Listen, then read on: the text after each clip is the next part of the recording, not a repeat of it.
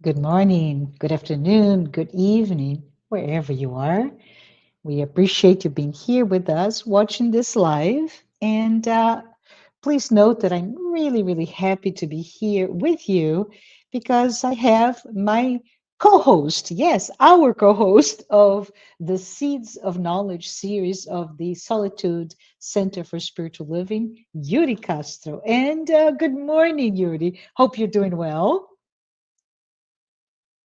Good morning, Marcia. Thank you very much. I'm doing great. Great. And for all of you who are here, if this is the first time you're tuning in to one of our discussions about spiritism and all of the peripheral discussions on that we bring to you, we welcome you to the Solitude Center for Spiritual Living, a virtual center dedicated to the study and dissemination of spiritism. And I'm going to pass on the mic to you, Yuri, and we'll be in the backstage until you finish. But I want to say thank you, all of you, and looking forward to it. Yuri, one more question. Do you have any slides that you want to share? Yes, they're going to Okay. be right here. Okay. So, all of you, this is such a great moment to have Yuri here with us. But let me go ahead and say goodbye, and I'll see you later, Yuri. See you later. Thank you. Good morning, good afternoon, good evening, whatever you are, and whenever you're hearing and listening or watching this. It's always an honor to be here, helping disseminate Spiritism and the teachings that are so precious to us and they are so applicable to our day to day. So today we're going to be talking about this very dear topic of my heart, speech and silence. So how do our words change our reality? How can they modulate, construct, destroy, do all of those things? And what's the importance of staying quiet, staying silent?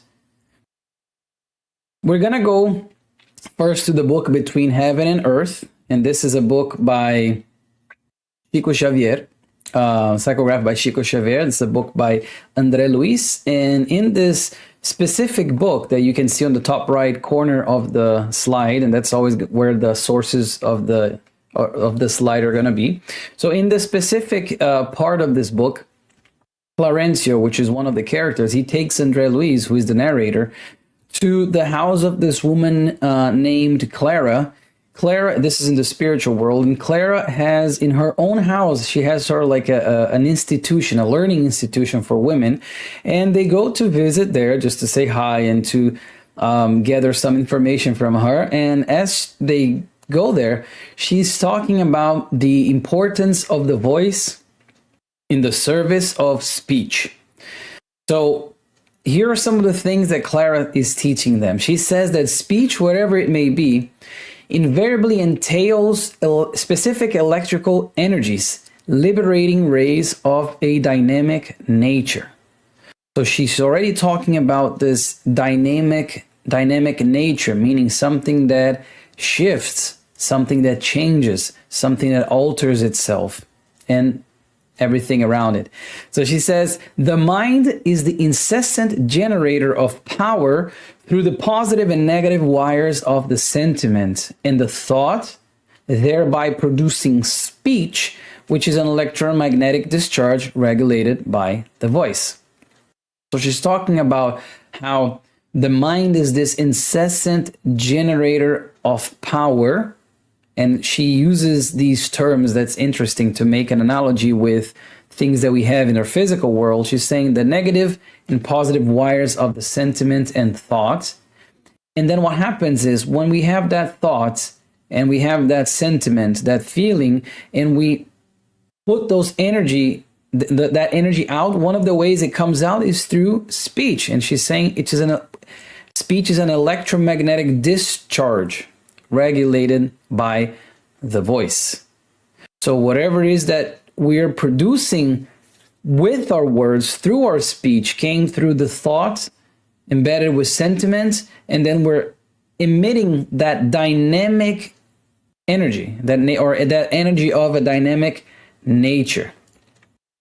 She says that is why in all our areas of activity, the voice modulates speech. This requires the purification of the inner life, because speech, after the mental impulse, lies at the base of creation.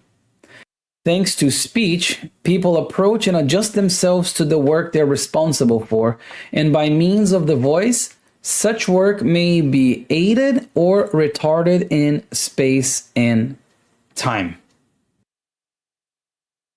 There's a lot here. So in a summarized sense, what she's talking about is that in all areas of activity, our voice is going to modulate our speech. The words are going to come through our mouth and into the world.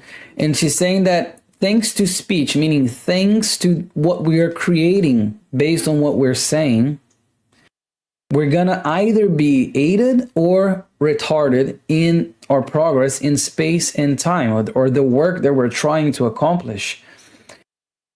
It is the law of cause and effect, once again, that we always talk about in these spiritist lectures, about this law of cause and effect. If I'm using this tool that I have, the speech, the words as a tool, if I'm using it for evil, I'm going to be retarding, I'm going to be delaying my own progress and those around me as well.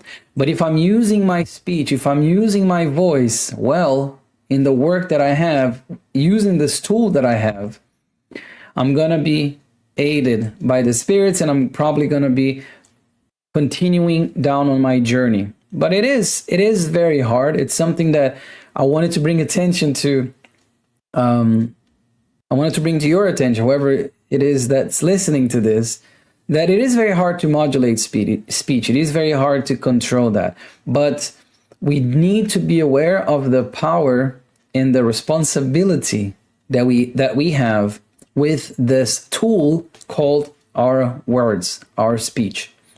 And in this book of messages, psychographed by Chico, and this is by Emmanuel, he's talking about in this message number 97, he says that what comes out of the heart and mind through the mouth is a living, throbbing force involving the creature for good or evil, depending on the nature of the emission.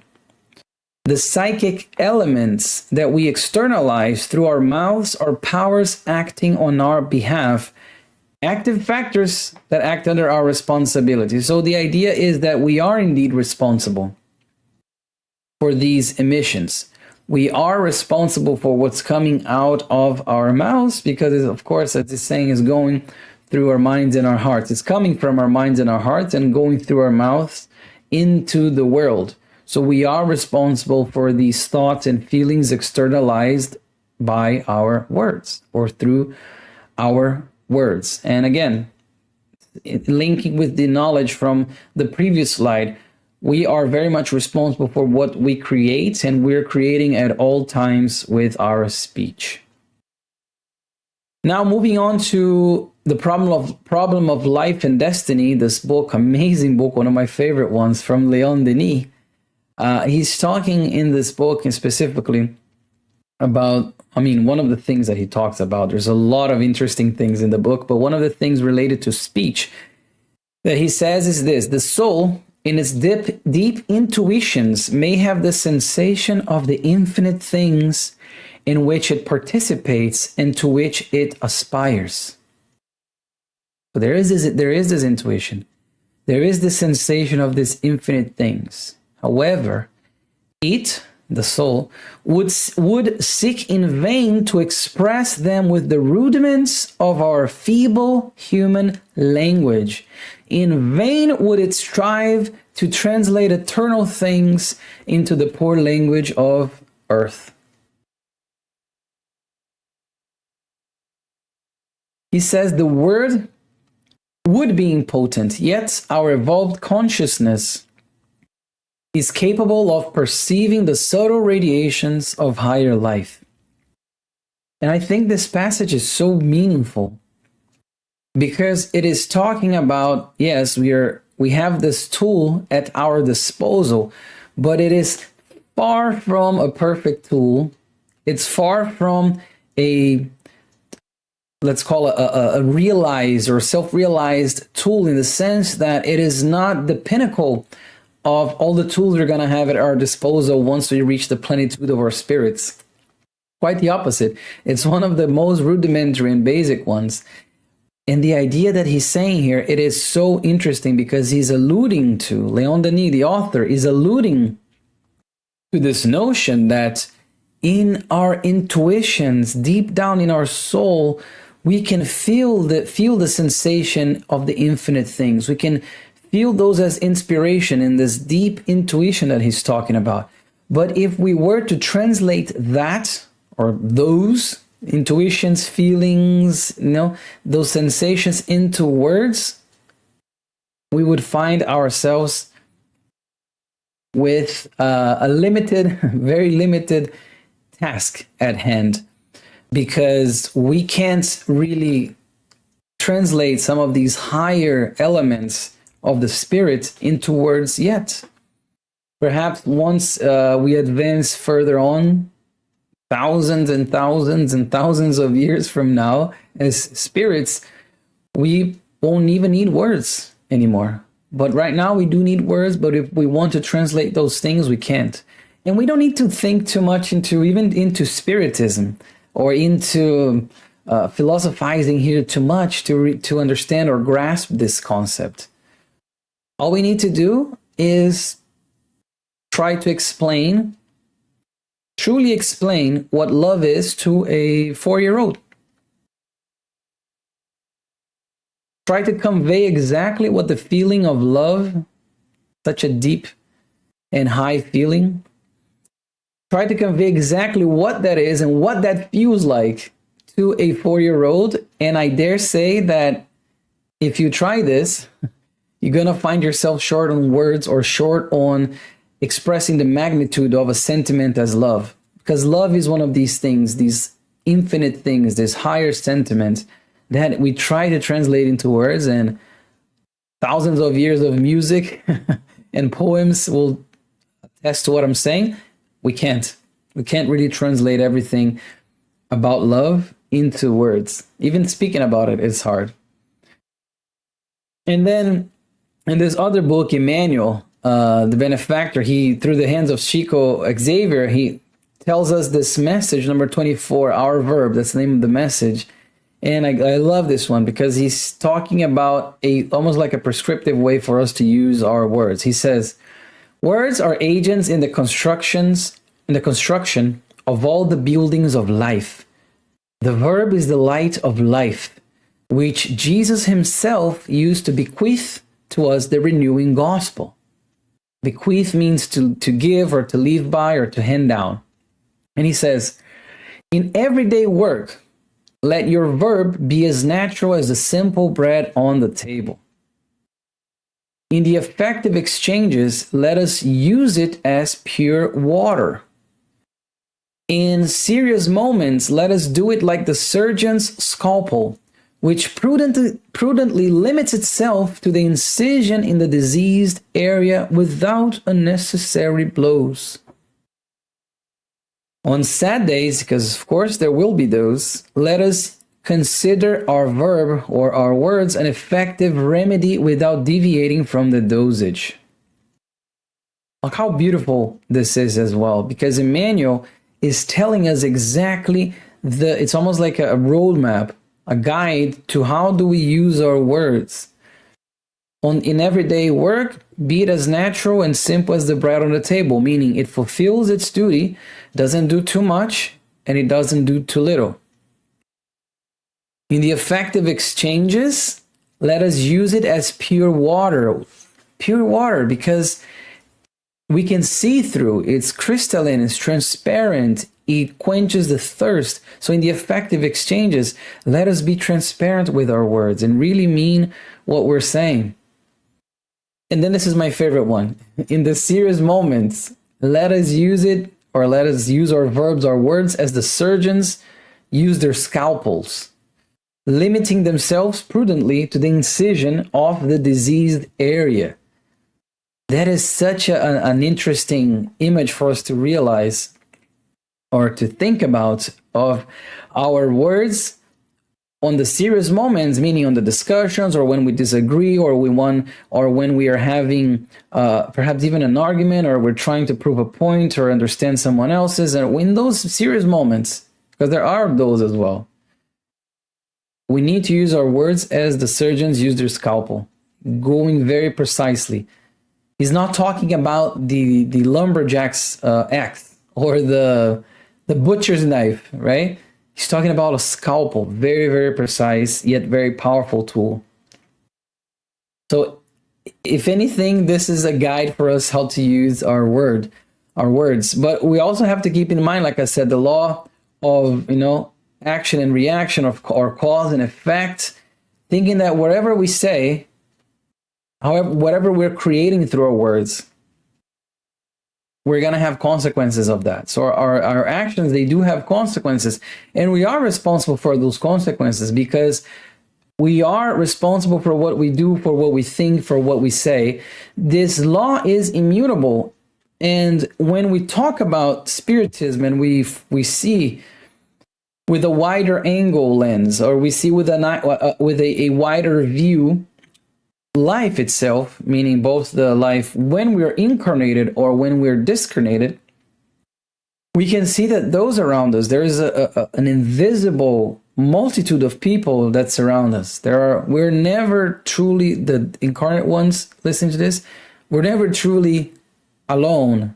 We're never truly by ourselves, even when we think we're by ourselves. We always have spirits around us. But the thing is, we will bring to our side whatever it is that we're vibrating on, whatever sort of thoughts, whatever actions we're taking, whatever words we're speaking, we're going to be bringing people around us. And then it's not a question of if we will be. We will be. People will be attracted to us, especially the spirits, based on what we're saying, what we're doing. So when we're thinking about like an argument, we got to think, what sort of things am I saying? What sort of spirits would be attracted to this type of conversation? Am I being too harsh? Am I being hypocritical all the time? Am I being overly materialistic? Am I being irate? Am I being unfair? How am I using my speech in these moments, especially in the serious moments?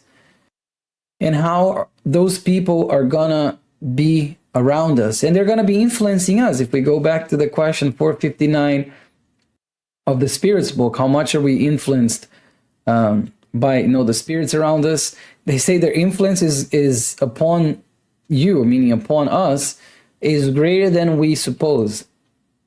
So if we're going to be using our speech, let us use it as Emmanuel was saying in those situations in the previous slide. So we know that those around us, we're attracting the people, the right people, or the people that we want to be next to us. And that is, even like I said, even when we think we're alone, or even if we are cursing at the television, or we're watching, some reality show or something, we're criticizing and just pointing the finger, being overly judgmental. What sort of spirits are going to be attracted to that? Those who also like that.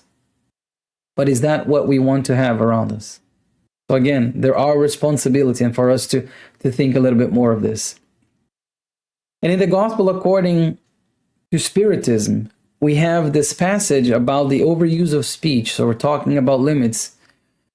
And they say, if we do not exceed the limit of what is necessary for the satisfaction of our needs, we will not have the sicknesses which are provoked as a consequence of these excesses, nor would we experience the vicissitudes that derive from them.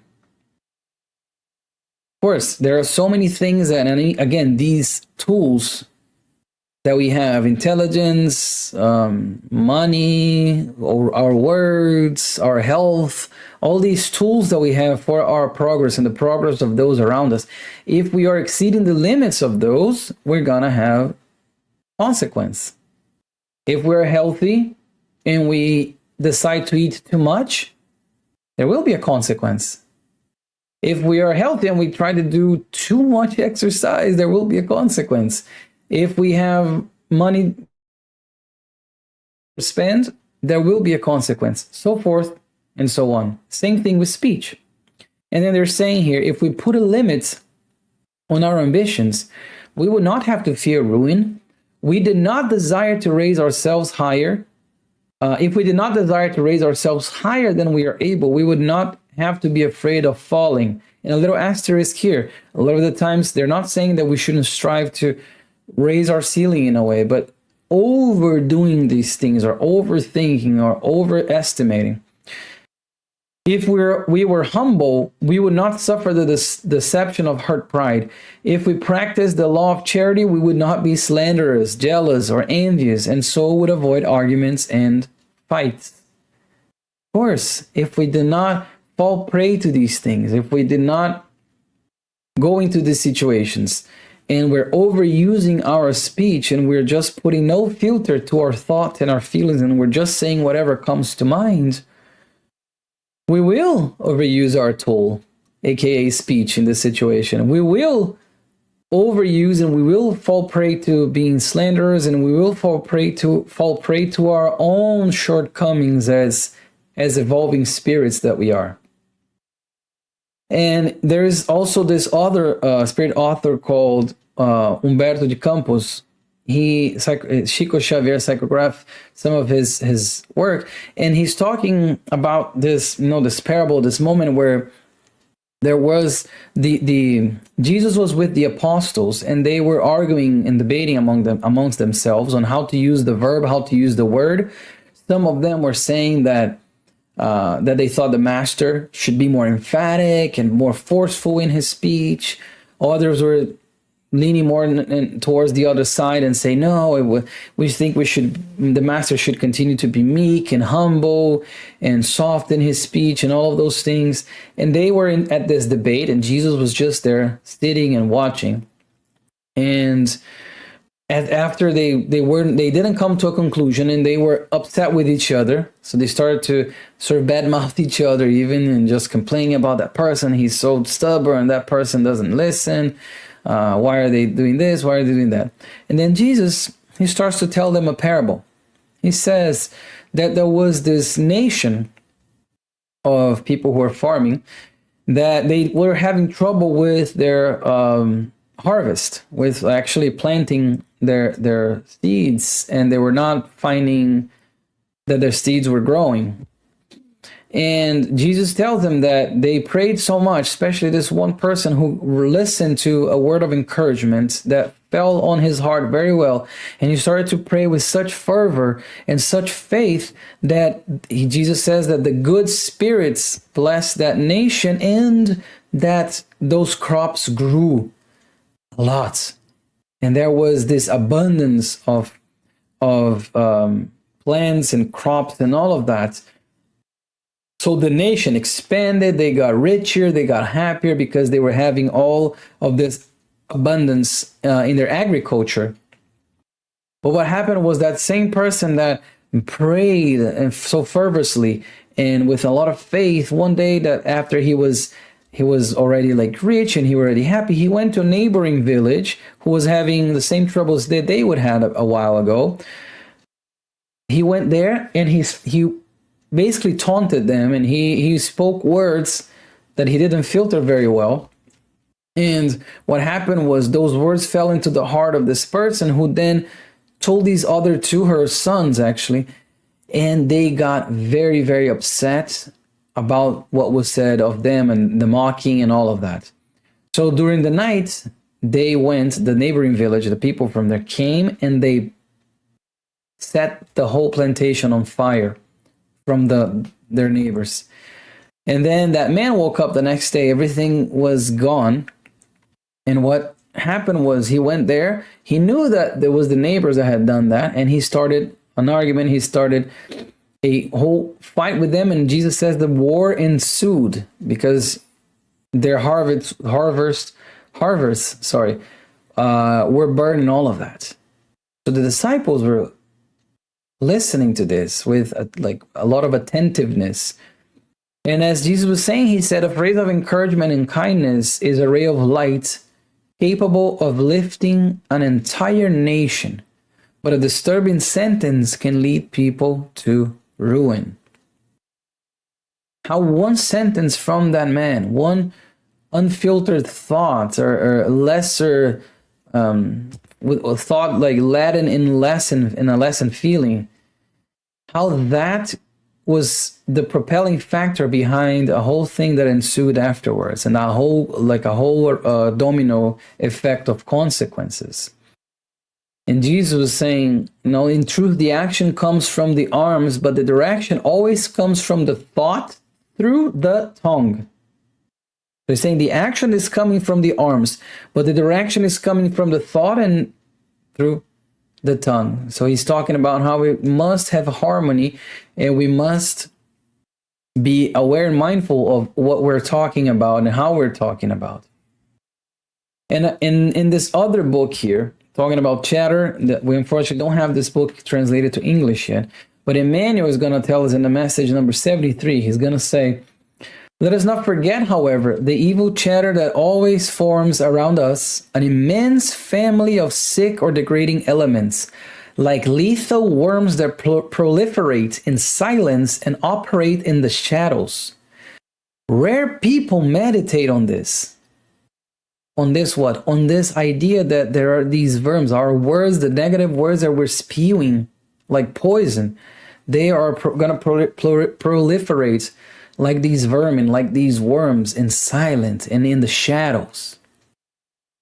He says, isn't the unruly verb the father of slander, gossip, frivolity, and disturbance? God created the word, man created the talk. Of course, he's talking about, or he's alluding to excessive talk. And then he goes even further to say, if alcohol intoxicates the vicious, destroying their energy, what about the misguided tongue of good that destroys vigorous sowings of happiness and wisdom, love and peace? How many times have we or can we think about a word that came from our mouth or a word that came from somebody else's mouth that completely destroyed that sowing of harmony that was in the place that we were? How many times can we think about that? And he's saying that if alcohol intoxicates the vicious, what about the misguided tongue? Because we can readily point the finger and complain and understand why it's wrong to be addicted to these substances. But what about addiction to slander? What about the addiction to talking about others in an unflattering way, especially when they're not looking, because we think that that's okay when it's not okay? And if we go to the Holy Bible here about slander and judgment, we're going to find a few different passages here. I brought just some here. In Matthew, we have, for in the same way you judge others, you will be judged. But the things that come out of a person's mouth come from the heart, and these defile them, which is something we spoke on the slide number 1. For out of the heart comes evil thoughts, murder, adultery, sexual immorality, theft, false testimony, and slander. So this was back in a time, so just for us to understand the context. This was back in a time when there was a discussion, because of Judaism as well, about what we should put in our mouths, meaning what we should eat, what was forbidden to eat, etc. And Jesus was saying the things that come out of a person's mouth come from the heart, and these defile them. It's not necessarily, he's probably saying you're too worried about what you're putting in and not necessarily worried with what you're putting out, what's coming out of your mouth. You're worried what's coming in. But what's coming out is coming from the thought, and these can defile, coming from the heart and the thought, and these can defile someone. And if he says, anyone who speaks ill of a brother speaks ill of the law and judges the law. And if you judge the law, you are no longer a follower of the law, but a judge. And we are not judges. We can't then speak ill of anybody else, because we're going to be, when we do that, we're judging them, and we can't really judge them. We don't know what other people are going through. We don't know the battle they're facing. We don't know their spiritual past. We don't know what they're overcoming. We don't know what they're going through, their challenges, their trials. They're very unique to them. We barely know ours, if we think about it. If we understand the immortality of the soul, in the different reincarnations that we go through to evolve, we have the veil of forgetfulness for our own sake of what we did in the last reincarnation and the other ones. How can we judge then somebody else that we have no idea of what they're going through and what they have been through? Maybe that person that looks to be quote unquote terrible or acting terribly is already somebody who made leaps of progress, and we are there judging them, thinking that they have not done, they're still very bad and they're not progressing enough. But the reality is we don't know, and most importantly, for us to utilize humbleness and understand that we're judging when we shouldn't be judging, because we're not judges. We're not judges of the law. And in this whole situation of talking ill of others or gossiping and things like that, I have this story. I brought this story for you guys today, and it's this idea or the story, parable, I guess, or story, that there was this village, and it's a fictitious story, obviously. There was this village, and there was this young lady who really liked to gossip. She really liked to talk ill of others and try to make all these intrigues and all of those things. And she was only reaping what she was sowing, and she was not reaping very good things, as we can imagine. So what happened was, one day there was this old wise lady in her village, and everybody said that this lady helped everybody that went there with whatever problems they had. So this young lady, addicted to gossiping and slandering and all of that, she went to this old lady and she said, I've had enough trouble already with gossiping so much. I can't stop it, honestly. I kind of like it, but I know I should stop it. So what should I do? What can I do to change? I don't want to be doing that anymore in the grand scheme of things. So what should I do? So the wise old lady looked at her and she said, okay, I think I may be able to help him, but I'm going to need you to do a few things for me, and you have to trust me. Okay. She said, first, I want you to go out in the village. So grab a backpack or a burlap sack or something that you can put stuff in. And I want you to, let's say, grab this big backpack. And I want you to go around the village collecting feathers from all sorts of birds, or any bird you can find, duck, geese, carrion bird, whatever bird you find. Just gather all those feathers, put them all in that backpack. And when you do that, come back here. I'll tell you what to do next. The woman did not understand what was going on, what the purpose of the exercise was, but she said she was going to trust the wise old lady, so she went and she did that. She gathered all those feathers, filled up her backpack after a long time, and then she came back. She went back to the woman, and she said, here it is. And then the wise woman said, okay, now what I would like you to do is, do you see the peak of the mountain in our village here? Today is a windy day, so it's a perfect day. I want you to go up that peak, hike all the way up there, climb if you need to. When you get to the top of that peak, I want you to grab your backpack and just empty the whole backpack there. And then come back here. And the woman, still not understanding what the purpose of the exercise was or what it had to do with her, said, okay, I'm going to do that. So with a lot of effort, she went there and she climbed, she hiked, she did all of that, and she emptied all of those feathers, all of that backpack and the top of that mountain. And she saw all those feathers, the wind carrying them in all different directions and all of that. It was actually a beautiful scene, as she observed. But she didn't see much of a purpose. So with an empty backpack now, she went back to the woman, and with the very tired. And the wise woman said, okay, that's great. Now for the last part of our exercise, I want you to go up there and collect all those feathers that you threw out and put them all back inside the backpack and come back here. The young woman was baffled, and she said, I don't think you understand. Like, I went up there, I emptied all those feathers, the backpack with all those feathers, And the wind carried them in all directions. I have no idea. Maybe I can get one that fell next to the where I was, but everything else, all those feathers went in all different directions, all different places. I have no idea where they are, and I have no way of getting them back. And the wise woman looked at her and said, and so are your words, just like those feathers.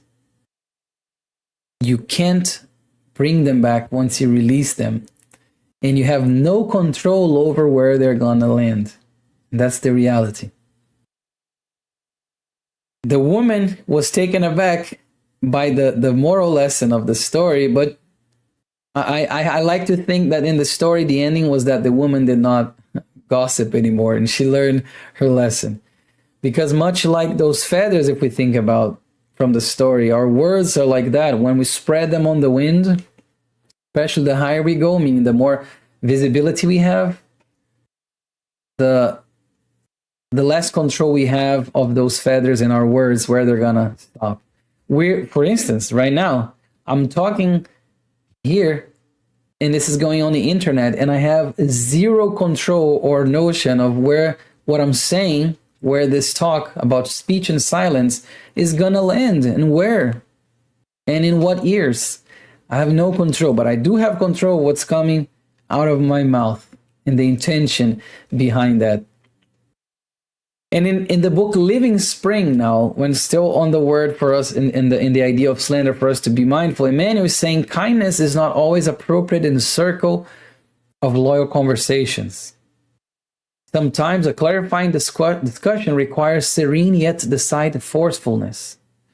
Nevertheless, great care in regard to comments made afterwards is indispensable. Slander lies in wait for sincerity in order to muddy its water and neutralize its efforts. Malice does not deserve the crown of serious discussion. Giving it too much importance in conversations actually enlarges its sphere of action. This is interesting because he's saying there will be conversations where we need to be more decided. We need to like really not impose, but really be firm in what we're saying, what we believe in. But still, we need to take great care of what we're saying, how we're saying, because he's saying that slander lies in wait for sincerity in order to muddy its waters. A lot of the times when we're being firm and we're being honest, we may fall prey to the slander just because it's almost like, whoop, it slipped and an extra word came from our mouth, or an extra comment that we didn't need to make. Emmanuel says slander is a subtle poison. So for us to think of what that means and visualize that. And Joanna De Angelis, the other spiritual benefactor, she says that slander is a culture of uselessness on rotten soil. A culture of uselessness in rotten soil. That's exactly what it is. So we need to be very careful to summarize it with what we speak. And I brought here the main idea that drove me to do a lecture or a talk of speech and silence was Socrates' triple filter, or the three filters or triple filter, however people may say. But Socrates says that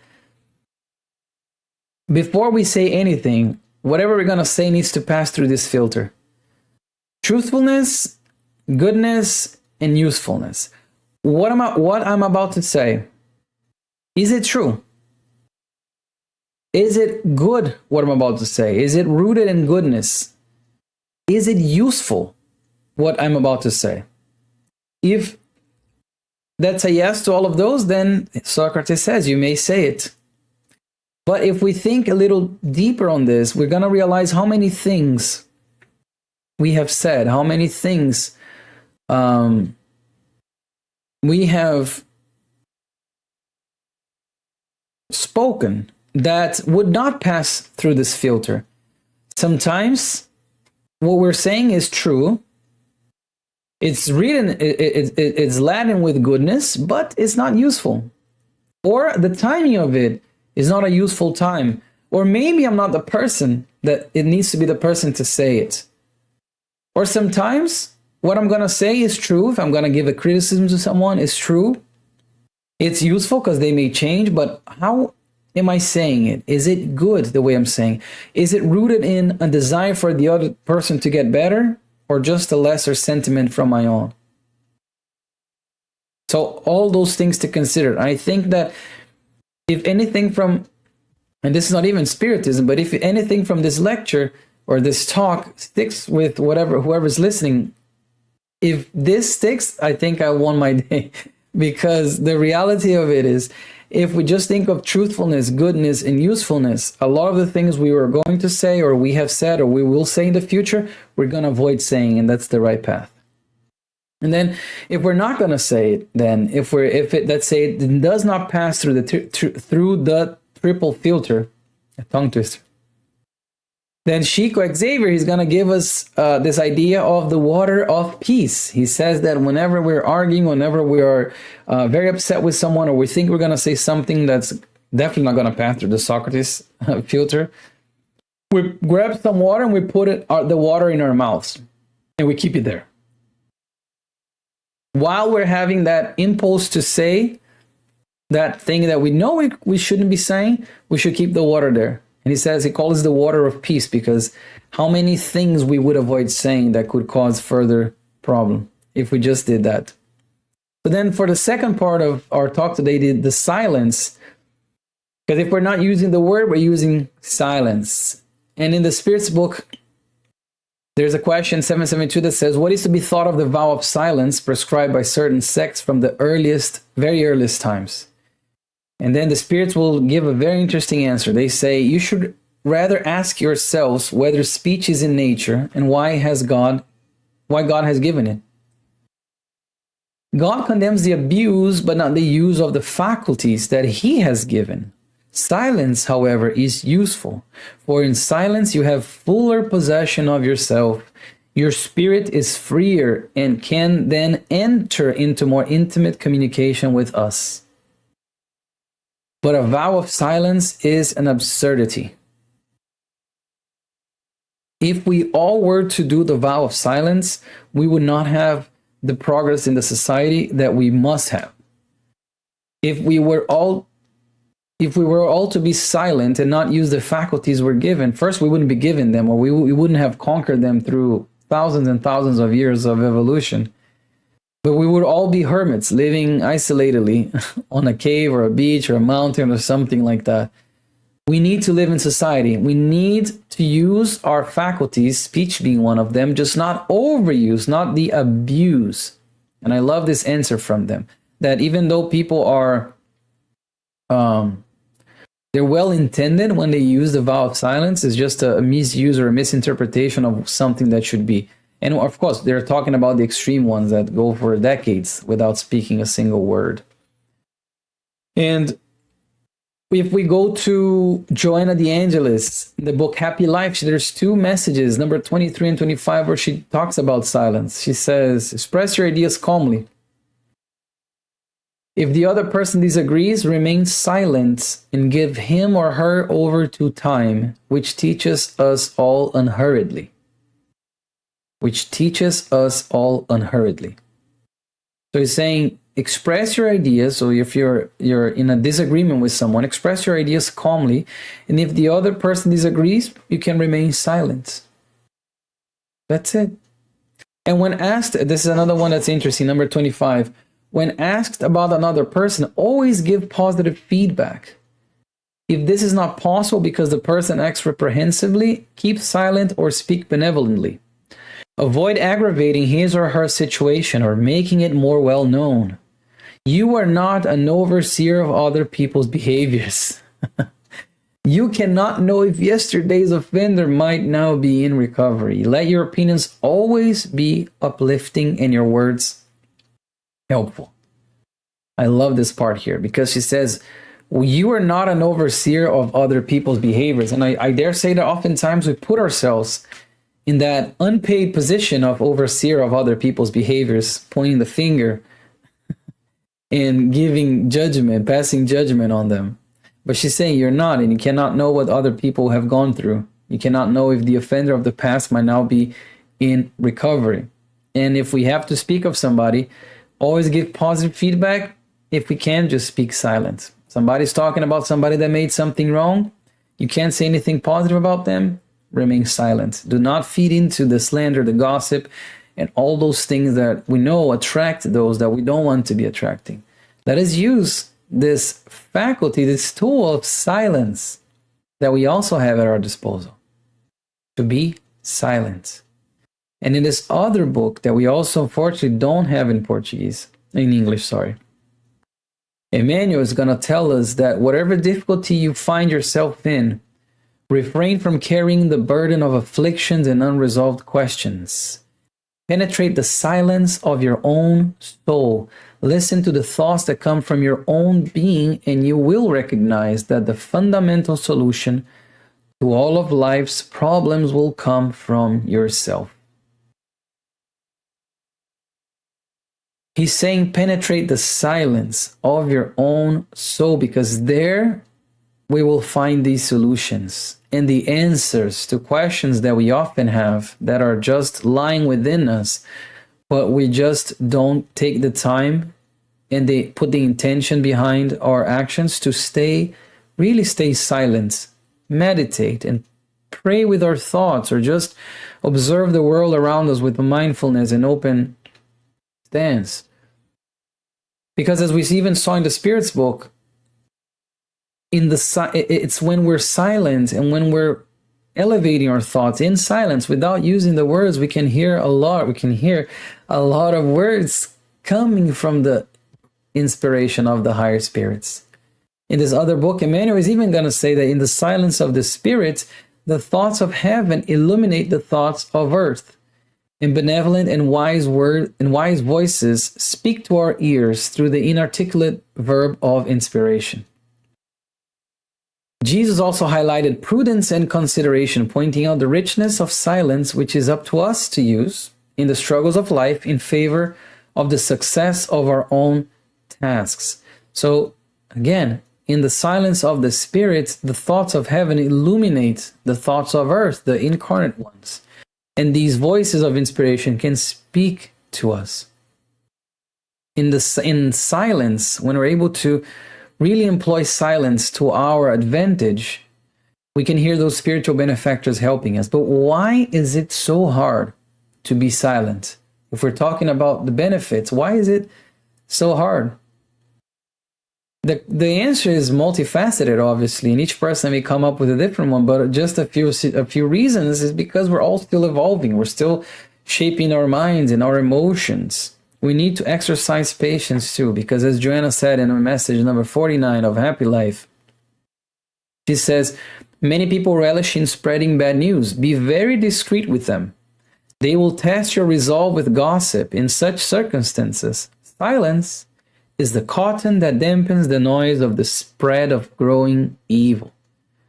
So silence is the cotton. How beautiful is this cotton? This thing that we think that's very soft, like lightweight, like very pure white and all of that, that dampens the noise of growing evil. So even with cotton, we can dampen. And she's saying that we should use the silence because we often fall prey to the lesser sentiments and we're still evolving, obviously.